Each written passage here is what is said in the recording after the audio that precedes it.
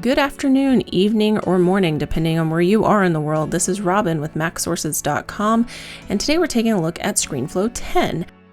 This is a really advanced video editing software. It also gives you the option to capture your screen as you record, and it's a very helpful tool when it comes to creating content. So let's go ahead and get started and take a look at this. One of the things, if you've been a ScreenFlow user, this looks pretty normal. When you go to new recording, this is one of the new features that you're going to find. They have the option to record multiple audio and video sources at the same time.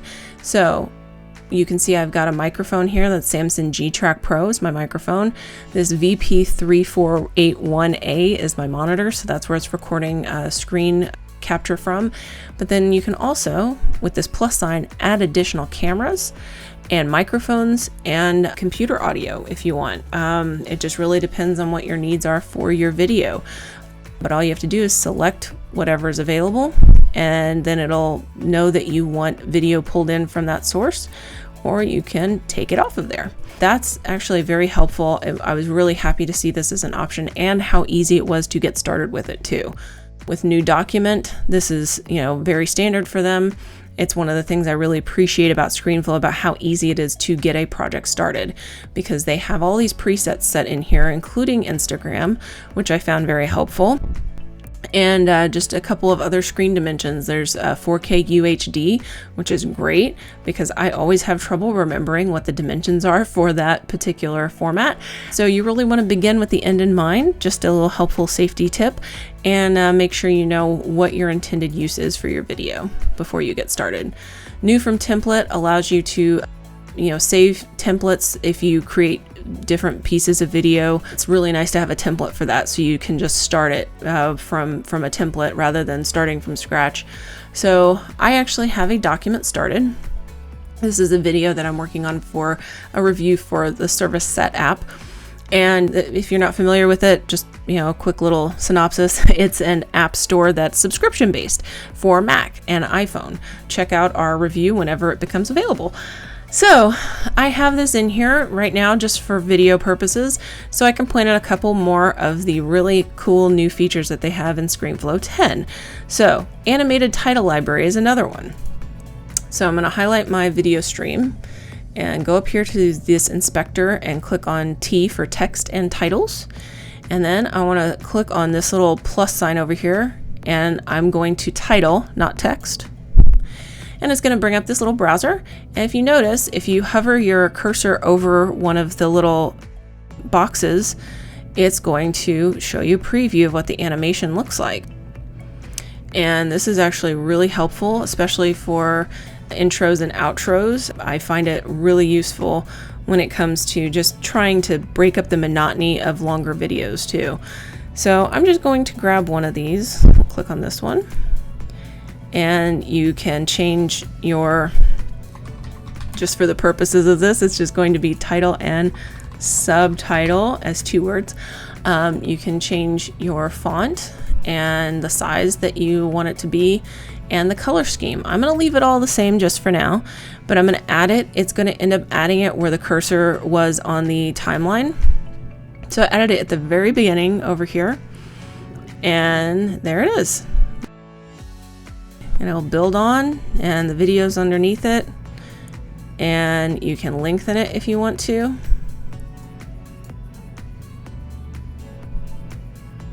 And what'll end up happening is it'll extend, how long the title's on there, how long it takes for the animation to play.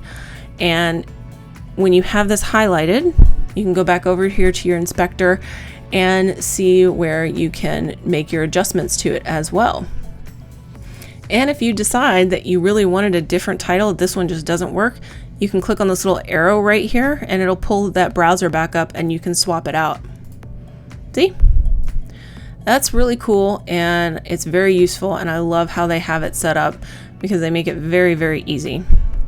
One of the other new features is the video filters. And what you want to do for this to access these, make sure that your video stream's highlighted. I can't tell you how many times that I have gone about trying to add something to the video stream and it hasn't been highlighted. Because when you go up here to the film strip, which is for your video actions, everything will be grayed out, see, if it's not highlighted. So you want to go to filters and effects and click on the plus sign, and it's going to bring up all of these different filters. And there's blur and sharpen, there's distortion effects, there's stylizing effects, there's different ways to adjust the hue. I'm going to just apply sepia tone, and it should apply it to the entire video stream. And there it did. See, it changed the entire tone of it.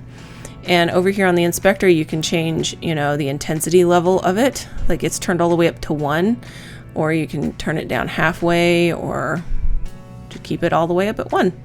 So that's actually really helpful. And again, it's just a nice way to stylize your video. Another really cool feature that they've put in is the ability to create a project archive that is destructive. So basically, you don't end up having to save everything from your project that isn't used. That way you save disk space. So this is actually something that is a tool inside a system like Final Cut Pro. But if you go up here to Archive in the File menu, then what it'll do is it'll have you save it and ask you where you want it to save, and then it's got this option in here, this little blurb of text that says destructive archiving will reduce the document size from 389.9 to approximately 386.5, and that's because the video is not broken up.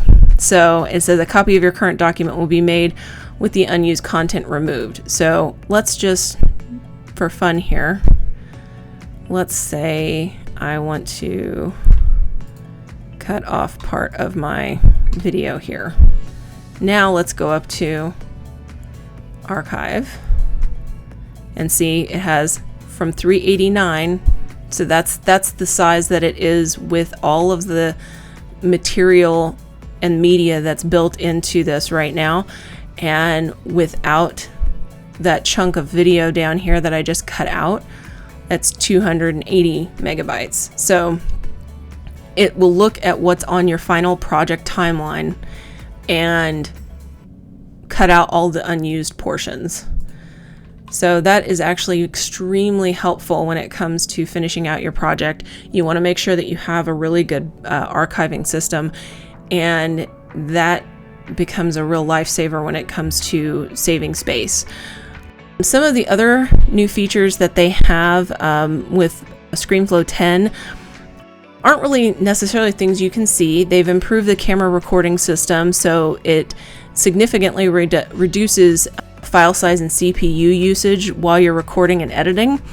And then they've also changed how the computer audio recording system works. So apps are now recorded independently and can be extracted and disabled or remixed. And there's lower latency, including new modes for digital audio workstation software.